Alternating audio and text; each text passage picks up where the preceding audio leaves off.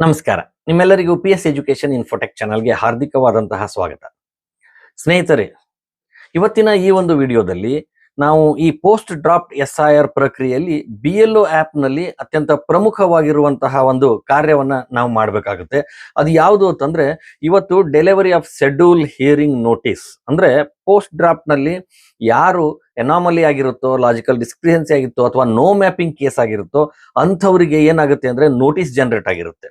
ಆ ನೋಟಿಸ್ ಅನ್ನ ನಾವು ಆ ಮತದಾರನಿಗೆ ನಾವು ನೀಡಿ ಅವರಿಂದ ಡಾಕ್ಯುಮೆಂಟ್ ಅನ್ನ ಕಲೆಕ್ಟ್ ಮಾಡಬೇಕಾಗುತ್ತೆ. ಅದನ್ನ ಯಾವ ರೀತಿಯಾಗಿ BLO ಆ್ಯಪ್ ನಲ್ಲಿ ನಾವು ಮಾಡಬಹುದು ಅನ್ನೋದನ್ನ ಈ ಒಂದು ವಿಡಿಯೋದ ಮೂಲಕ ನಿಮ್ಮ ಮುಂದೆ ಪ್ರಸ್ತುತಪಡಿಸ್ತಾ ಇದ್ದೇನೆ. ಸ್ನೇಹಿತರೆ, ನೀವಿನ್ನೂ ಈ ಚಾನಲ್ ಅನ್ನ ಸಬ್ಸ್ಕ್ರೈಬ್ ಮಾಡಿಕೊಂಡಿರದೇ ಇದ್ರೆ ದಯವಿಟ್ಟು ಸಬ್ಸ್ಕ್ರೈಬ್ ಮಾಡಿಕೊಳ್ಳಿ ಹಾಗೂ ಆ ಬೆಲ್ ಐಕಾನ್ ಅನ್ನ ಒತ್ತಿ ನೋಟಿಫಿಕೇಶನ್ ಅನ್ನ ಖಚಿತಪಡಿಸಿಕೊಳ್ಳಿ. ಇವತ್ತಿನ ಈ ಒಂದು ವಿಡಿಯೋದಲ್ಲಿ ಇವತ್ತು ಪ್ರತಿಯೊಬ್ಬ BLO ಯಾವುದು ಈ ನೋ ಮ್ಯಾಪಿಂಗ್ ಆಗಿರುತ್ತೋ, ಅನಾಮಲಿ ಆಗಿರುತ್ತೋ ಅಥವಾ ಲಾಜಿಕಲಿ ಡಿಸ್ಕ್ರಿಪೆನ್ಸಿ ಆಗಿರುತ್ತೋ ಅವರೆಲ್ಲರ ನೋಟಿಸ್ ಅನ್ನ ಪಡೆದು ಆ ನೋಟಿಸ್ ಅನ್ನ ಅವರಿಗೆ ಖುದ್ದಾಗಿ ತಲುಪಿಸಬೇಕಾಗಿರುವಂತಹ ಮಹತ್ವಪೂರ್ಣವಾದ ಜವಾಬ್ದಾರಿ ಇದೆ.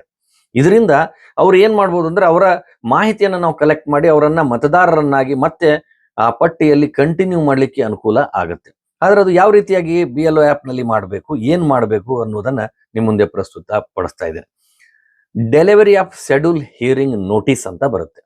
ಹಾಗಾದ್ರೆ ಈ delivery of schedule hearing notice ಅಂದ್ರೆ ಈಗ ಅವರಿಗೆ ಒಂದು ಡೇಟ್ ಕೊಟ್ಟು ಇಂಥ ತಾರೀಕಿಗೆ ನೀವು ERO ಅಥವಾ AERO ಮುಂದೆ ನಿಮಗೆ ERO ಮುಂದೆ ಹಾಜರಾಗ್ಲಿಕ್ಕೆ ಅವರಿಗೆ ನೋಟಿಸ್ ಕೊಡಬೇಕಾಗುತ್ತೆ. ಯಾರ್ದು ಪ್ರಾಬ್ಲಮ್ ಆಗಿದೆಯೋ ಅಥವಾ ನೋ ಮ್ಯಾಪಿಂಗ್ ಇದೆಯೋ ಅಂತವರಿಗೆ.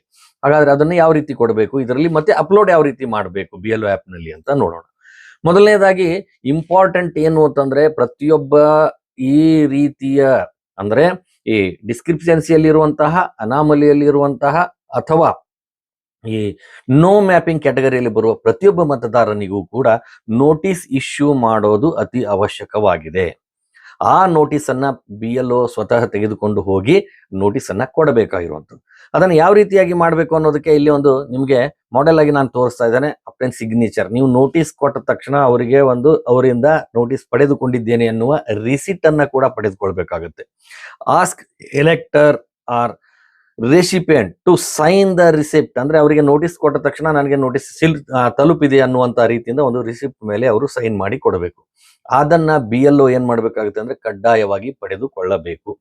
ಬರೀ ನೋಟಿಸ್ ಮೇಲೆ ಸೈನ್ ಪಡೆದುಕೊಳ್ಳೋದಷ್ಟೇ ಅಲ್ಲ, ಮುಂದೆ ಏನಾಗುತ್ತೆ ಅಂತಂದ್ರೆ ಆ ನೋಟಿಸ್ ಅನ್ನ ಅವರು ಯಾರಿಗೆ ನೀವು ನೀಡಿದಿರೋ ಆ ಮತದಾರ ಆಗಿರ್ಬೋದು ಅಥವಾ ಸಂಬಂಧಿಕರಾಗಿರ್ಬೋದು ಅವರ ಆ ಒಂದು ಫೋಟೋವನ್ನ ನೀವು ತೆಗೆದುಕೊಳ್ಬೇಕಾಗತ್ತೆ. ಅದರ ಒಂದು ಟೇಕ್ ಎ ವೆರಿಫಿಕೇಶನ್ ಫೋಟೋ ಅಂದ್ರೆ ಅದನ್ನು ನೀವು ಒಯ್ದು ಕೊಟ್ಟಿದ್ರಿ, take a photo of the elector or the recipient ಅಂತ ಅದನ್ನು ನೀವು ಫೋಟೋ ತೆಗೆದುಕೊಳ್ಬೇಕಾಗತ್ತೆ.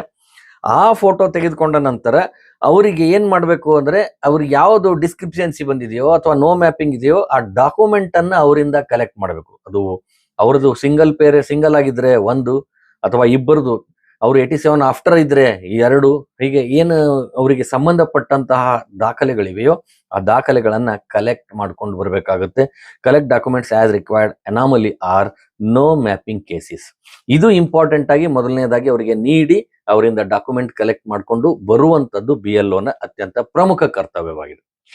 ಇದಾದ ಮೇಲೆ ಅವ್ರು ಏನ್ ಮಾಡ್ಬೇಕಾಗುತ್ತೆ ಅಂತಂದ್ರೆ ಇದನ್ನ ಆನ್ಲೈನ್ ನಲ್ಲಿ BLO ಆ್ಯಪ್ ನಲ್ಲಿ ಏನ್ ಮಾಡ್ಬೇಕಾಗುತ್ತೆ, ಅಪ್ಲೋಡ್ ಮಾಡ್ಬೇಕು. ಅದು ಹೇಗೆ ಮಾಡ್ಬೇಕು ಅನ್ನೋದನ್ನ ನಿಮ್ಗೆ ಈಗಾಗಲೇ ಗೊತ್ತು. BLO ಮತ್ತೆ ಆ್ಯಪ್ ಓಪನ್ ಮಾಡ್ತೀರಿ, ಅದರಲ್ಲಿ ಅವರು ಲಾಗಿನ್ ಆಗ್ಬೇಕಾದ್ರೆ ಮೊಬೈಲ್ ನಂಬರ್ ಕೇಳುತ್ತೆ, ಮೊಬೈಲ್ ನಂಬರ್ಗೆ OTP ಬರುತ್ತೆ. OTP ಆದ್ಮೇಲೆ ಯಾರ್ದು ಯಾವ ಅನ್ನು BLO ಓಪನ್ ಆಗುತ್ತೆ ಮತ್ತು ಅವರ ವಾರ್ಡ್ ನಂಬರ್ ಮಾಡ್ತೀರಿ. ಆಮೇಲೆ ಅವ್ರ ಡಿವೈಸ್ ಚೆಕ್ ಆಗುತ್ತೆ. ಅದಾದ ಮೇಲೆ SIR ಅನ್ನುವಂಥದ್ದು ಒಂದು ಮಾಡ್ಯೂಲ್ ಓಪನ್ ಆಗುತ್ತೆ.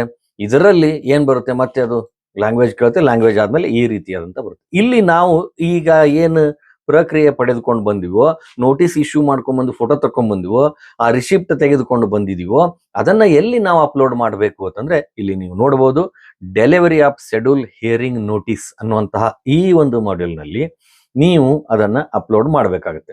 ಅದನ್ನ ಹೇಗೆ ಅಂದ್ರೆ, ಈಗ ನಾವು ಈ delivery of schedule hearing notice ಅನ್ನ ಕ್ಲಿಕ್ ಮಾಡ್ತೀವಿ. ಇದು ಕ್ಲಿಕ್ ಮಾಡಿದ ಮೇಲೆ ಈ ರೀತಿಯಾಗಿರುವ ಒಂದು ಲಿಸ್ಟ್ ಓಪನ್ ಆಗುತ್ತೆ.